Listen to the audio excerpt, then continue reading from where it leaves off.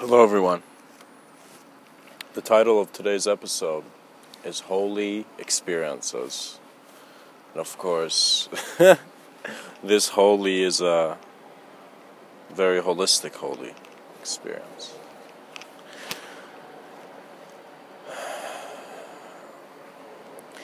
For some, holy experiences are truly an experience of the whole. What that means is there are states of human consciousness where the human being goes into more of an association with just a certain part of the system, but with the whole system. What that means is when we go in society, when we go among our friends and family and communicate and speak, what are we doing but integrating with the world that we see?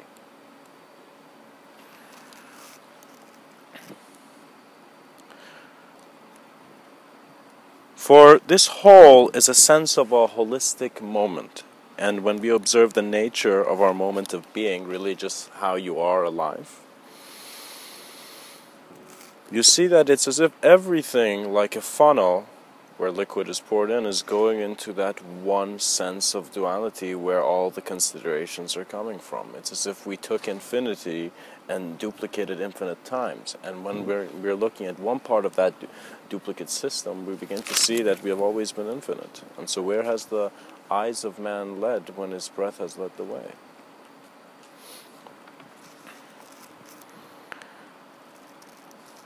There is no greater feedback than direct experience. For direct experience is a suggestion of all that is aware, of all that can be aware.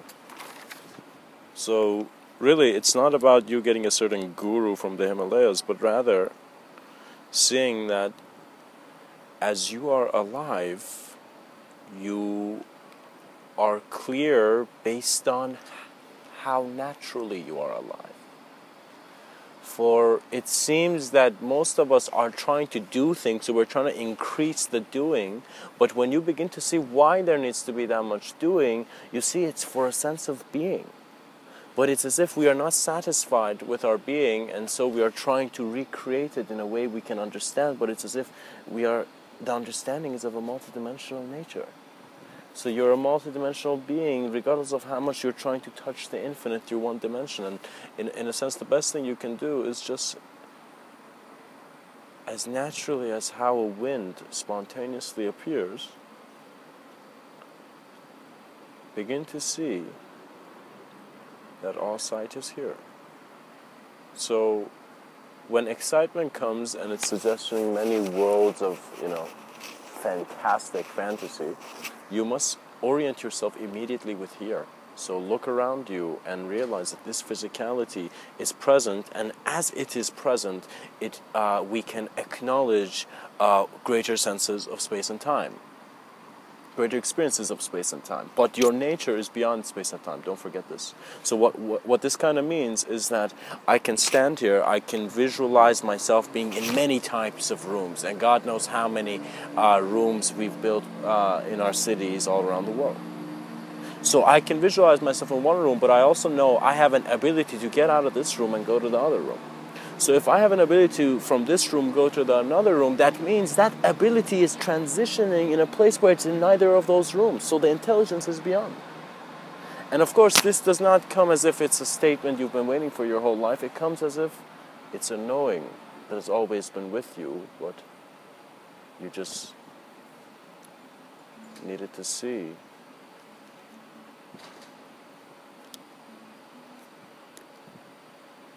Where does all vision lead after there's no longer a me? What that means is you don't have to have a lot of ideas. I don't find genius genius in the sense of having too many ideas. It was just that their focus and concentration allowed them to very clearly communicate an aspect of their experience. And every human being has an ability to do this, but you must do it honestly. What that means is there's this very nice Zen story, which means that in the Zen story, there's this man, he's giving talks and whatnot.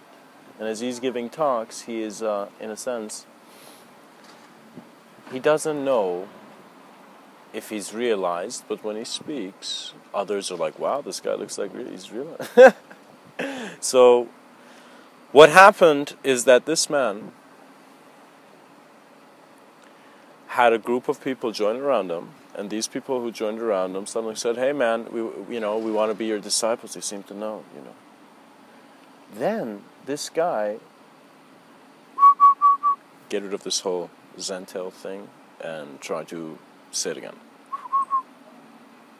I would like to share a Zentel with you, a very nice Zentel, and it's about this very wise man, this sage, and this sage is there, but he has not received realization yet. But he's there, and he's saying some things, and suddenly it seems as if he is realized. He's got a lot of revelations and a lot of understanding, and so a group of people gather around him, and eventually these group of people keep coming until they're like, "We want to be your disciples. You're realized, you know." And then this guy's like, "All right." And you know, it's as if something he did not ask for, but it came to him, you know. And when it came to him, he looked at it, and on that very first day where this guy accepts to take these guys as disciples, one of the disciples asks a question that starts with why, you know. And it's as if the question doesn't need to be anymore, and this person realizes, this sage who thinks he's realizes a drop of sweat just come out of his forehead, you know. And he just immediately stops and he says, "I am not your teacher," you know. And he leaves that town for 2 years, but after 2 years comes back with a different glow in his eyes.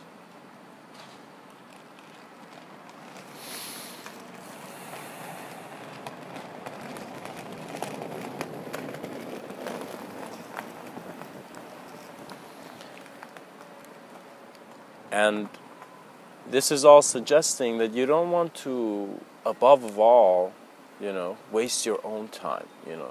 Wasting other people's time is not good either, you know, because there's still confusion. You need to find an existential sense of clarity, and you need to kind of cut down all the stories you've heard and just stop and begin from, you know, a sense of emptiness. You need to begin from the ground. What that means is when you want to learn of the limitlessness of the sky, you must look at the ground. And when you look at the ground, you begin to see the scale of difference and spectrum, and sometimes the signs of a compassionate being, or how he does not disturb the reality of anyone, including himself. He is natural. He is alive. Images come to him just like how birds land on a branch and they leave. By acknowledging the temporal nature of reality, you are no longer stuck in temporary dynamics where a sense of self has to survive, or if, you know, the worst thing would happen.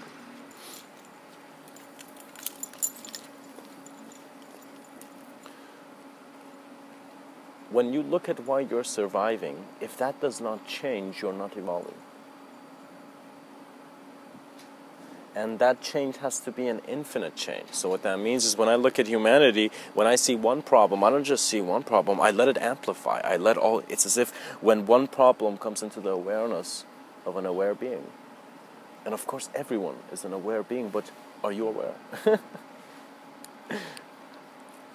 It's as if the ripple on the pond, it goes over the whole pond, you know. So when there's a sense of novel reality projected, which may suggest that it's a challenge for you, you must let it pass, but you must get involved for it to continue. And so this is very important, where it was said that the sage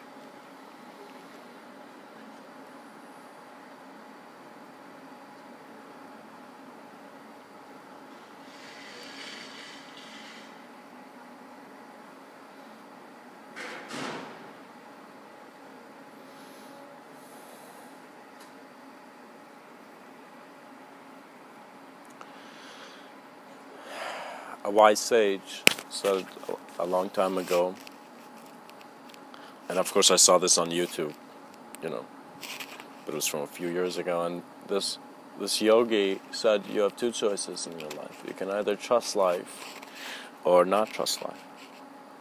And you begin to see that if you don't trust life, life will still continue to live.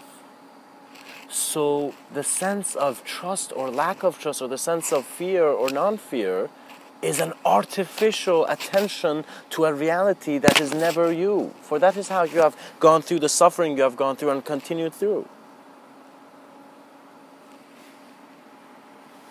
We do not want abstraction to replace locations that are never there. But it seems that they are, because language is being taught.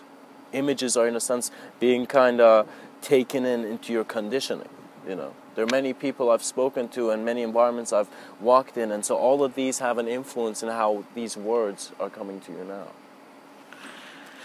We must begin to observe our spectrum of how our eyes see a sense of good and bad in things, and also in non-things.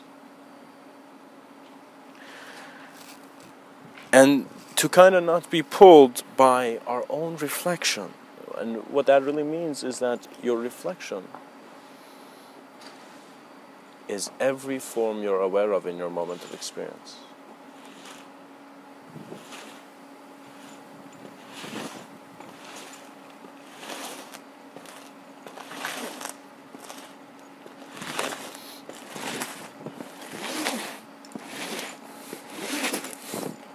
Nice. Kick that box. Yeah.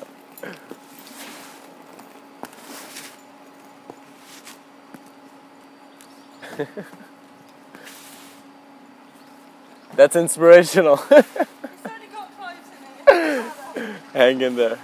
Gosh.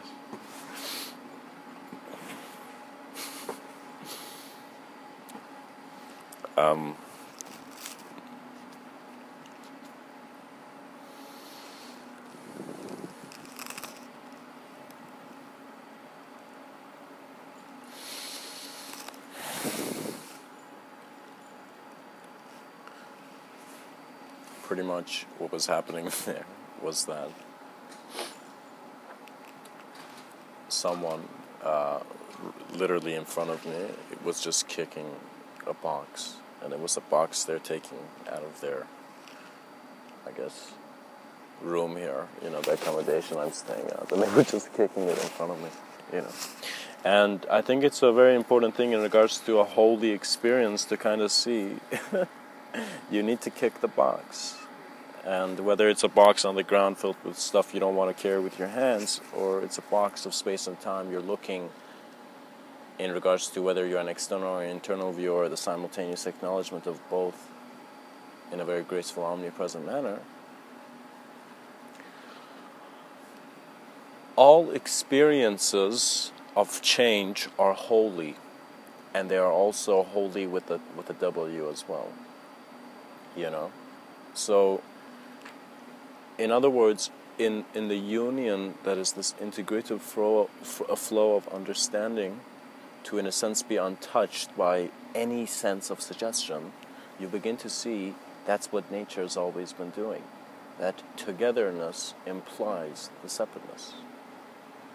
And it is only when we have been together where we really miss someone, you know.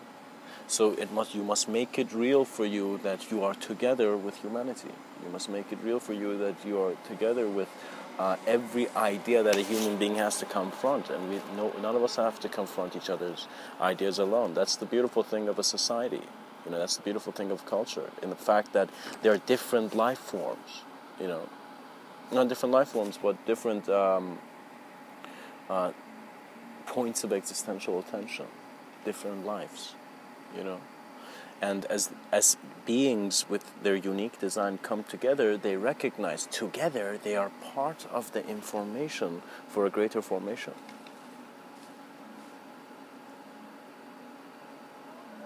What that means is the drop will feel alone until it chooses to see the ocean that it is in. And so it's similar with consciousness. How you are aware of the world is separate, but that separation is in a constant state of change. What that means is how we have been able to create humanity, and just to have stable, solid ideas, how we have been able to create human beings who, in a sense, do not believe in a collective intelligence in regards to how existence is kept, though they are great works of art of the cosmos. Anytime you doubt, trust me, it might feel a bit uncomfortable, but you are painting a new design of a projection of you.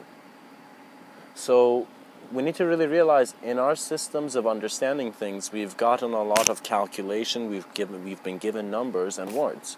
And so spirituality is really for you to kind of understand your experience, really just visualize for a second before you could learn anything. How would emptiness consider fullness? And think of the Zen master's teacup. That as if sometimes, some days ideas get full to the brim and sometimes they're not there and it's peaceful. And so you need to realize that the Zen master, the intelligence of his hand is much greater than the solidity of the cup.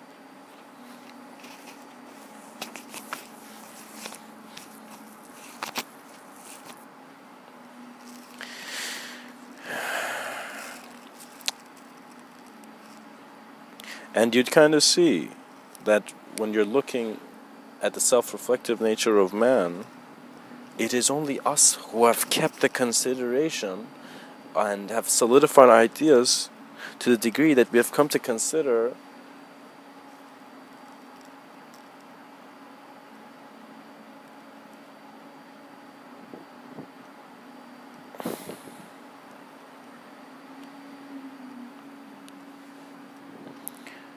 that our bodies could be ice cold at the moment of death and transition. No kicking this time. Pardon? No kicking this time. No. It's not right. Gosh.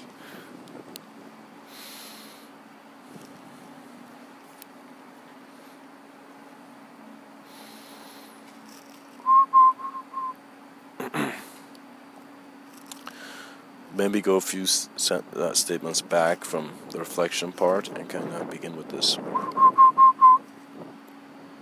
We must begin to observe our spectrum. Get rid of that, begin again.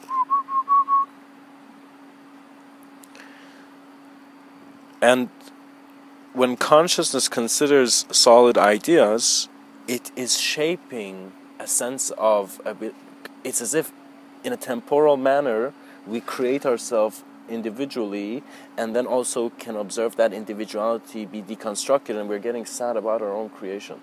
Do you know? But we must realize you're not the clay that's on this table being shaped to some degree. You know, I would like to use this clay analogy because, you know, it's consciousness is there before it knows it's there. So where else can it be other than here? And a lot of holy experiences, both holies. Gosh, I need Holly to help me out here.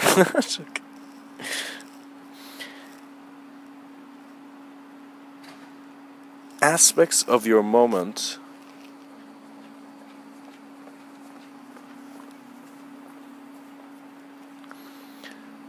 begin to be seen by you to have certain values, but the whole moment is beautifully valueless in uncertainty. What that means is if everyone was trying to push the door open, how would pulling feel like? And if pushing was noise and movement and trying to do everything to get something done, you know, maybe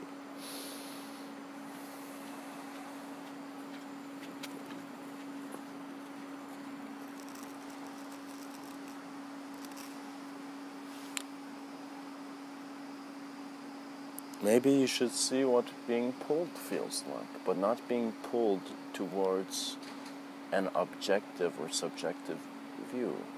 Being pulled to the greatest experience that is giving you a totally new recalibration and a new experience of how novelty kept time and space in ways that people in the box could not see.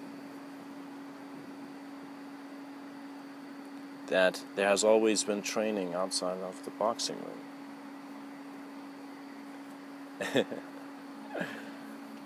You know, naturally, there's nothing wrong with you. But when you create an unnatural sense of time by putting your own definition over something that should be experientially received, it never satisfies to Google skydiving images when you can do the real thing. So perhaps become more attentive to the life that is here. And you'll kind of see all existential attention present in your moment of experience will become instant. So the cognition and the revelation is not in a cause and effect manner, because it's as if you're shrinking both cause and effect to see that night and day and yin and yang were in the same circle of life.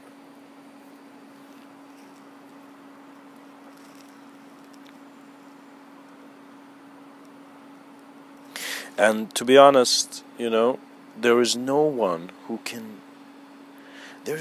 being who can push a being greater than how the being pushes himself.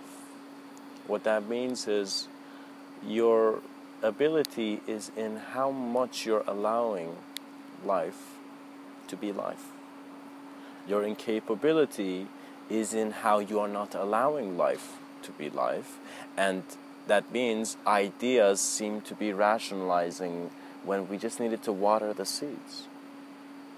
Not think about selling the land. Are you crazy?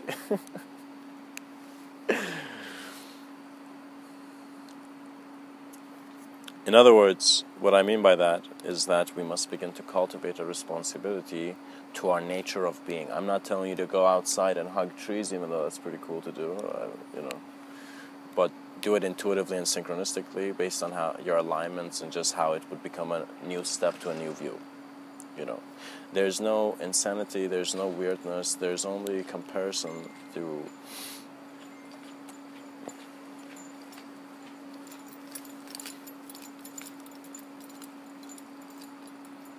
other comparisons.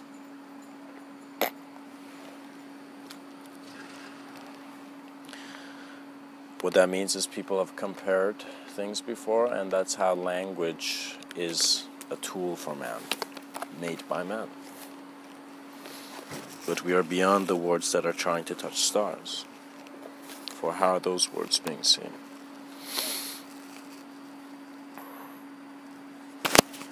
In a sense, we kind of look at free will, because a holistic experience is also suggesting the presence of any sense of individual experience. And so there is free will. I'm a being here, I have choice.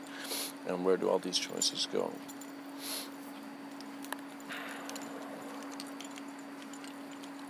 Free will is real for the individual, but an illusion for the collective. For the collective is simultaneously experiencing many senses of individuality. What that means is when I look at my fingers, after learning how to count them, I begin to see that all these are connected to the same palm.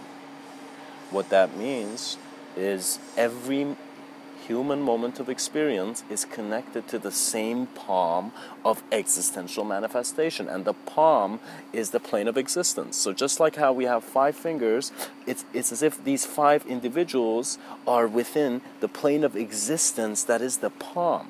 But it's as if this palm is also, again, another individuality to the greatness of the whole body. Do you see? So we are here diving into many considerations of how our dimensions of reality are, and we're seeing that they are changing as much as our vision is.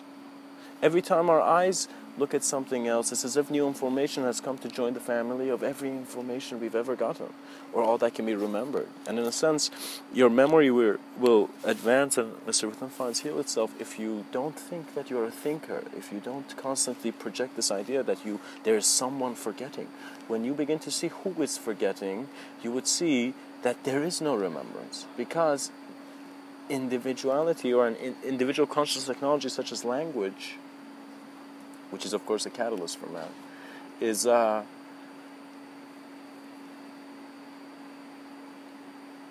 we are here after realizing that the sun is brightening our day. We will see that the sun too walks through many nights to find a brighter day. What that means is it's very important for humanity to acknowledge that you're not just an individually conscious being, you're simultaneously a collective conscious being, but the intensity of experience, especially in regards to your subtotal planes and how you're aware of even ideology being present, it's kind of very phenomenal. It's as if it feels like we have this multidimensional mountain of exploring humanity and human consciousness, and we've only just few people have gotten in the mind. There's so much more value in an observance of the valueless, because we're learning from the self that is very elegantly smiling with another. So think of it this way: a human species, or any species on the planet that is developing, it begins from the four elements becoming conscious. And it seems like there's an ethereal sense of knowing while all the elements are being, in a sense, worked with. But to be honest, it's really not about how I don't want to really take it to how the elements are placed, because there's many views on, I guess, elementary particles and particularities. What can be said is that experience finds itself hollow. The human species is heading to a point where it has self-awareness. Its self-awareness will give it its freedom to change from that manner of being aware of self. So it's as if it went from the ape, and the ape kind of stood on its 2 feet, and it became man, and man recognized himself in the mirror. And so in that moment,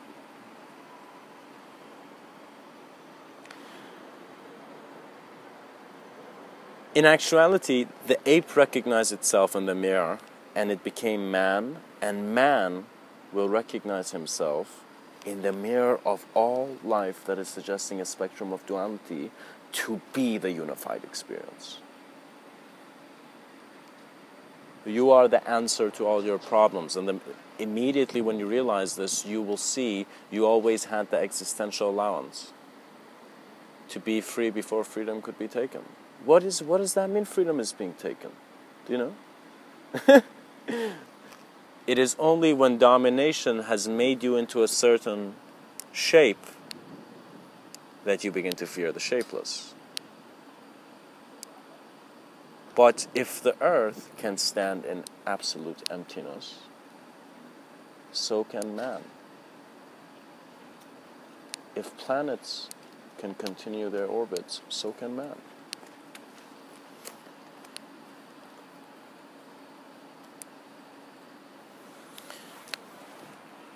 Holy experiences are the gift of your moment.